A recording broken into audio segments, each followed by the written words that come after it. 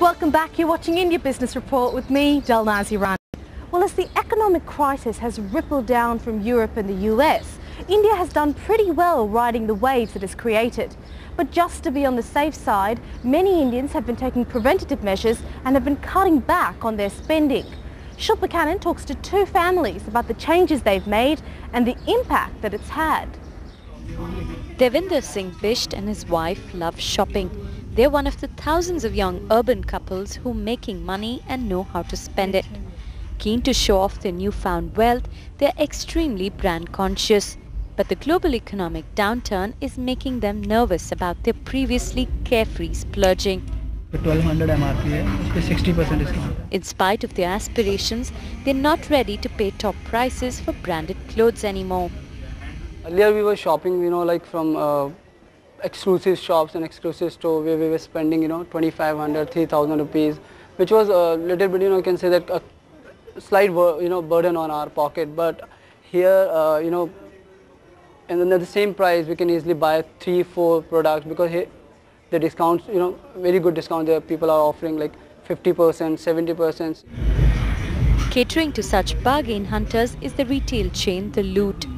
Jai Gupta, who heads the store, says they buy surplus products cheaply from big brands and sell them at discounted prices throughout the year.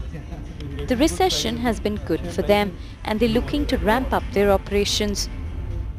Downturn ideally has helped us. It has increased our footfalls, and when we did our internal study, we realized that when you have money and when market was good, they had enough options of going to X number of stores. But when you have less money, there aren't any options. In a discount format like The Loot, as on date we don't have a direct competition. And when your wallets have a limited money, Loot was the best option. So when they come here, they ultimately look to spend less and get more. Consumers here drive a mean bargain. This generation of consumers drove the country's rapid economic boom by their conspicuous consumption. But now many of them are moving back to a much favoured Indian value, thrift. Usually this time of the year is peak shopping season with festivals around the corner. But this time the shops have had to resort to sales to woo the customers. Learning to make the right moves early in life, most Indian families teach young children to save money for a rainy day, like the Mahesh family. As a result, households here are among the most frugal in the world, saving much more than American or even Chinese families.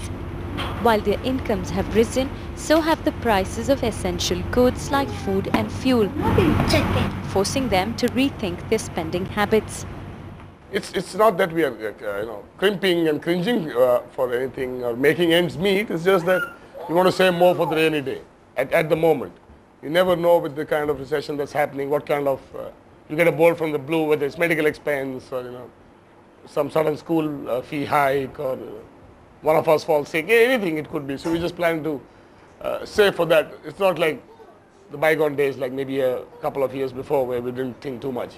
But yes, now I would be thinking about it quite a bit, yes. Other consumers are also cutting back.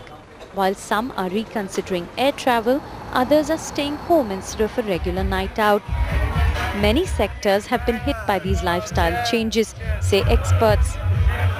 We are normally finding that the low-end products are doing quite well. For instance, we are finding that restaurants are not doing as well as coffee shops are, or for that matter, the 100cc motorcycle is selling much more than the 150cc motorcycle, or the low-end subcompact is selling much better than the higher-end ones. So that's across the board, something that's quite evident across India.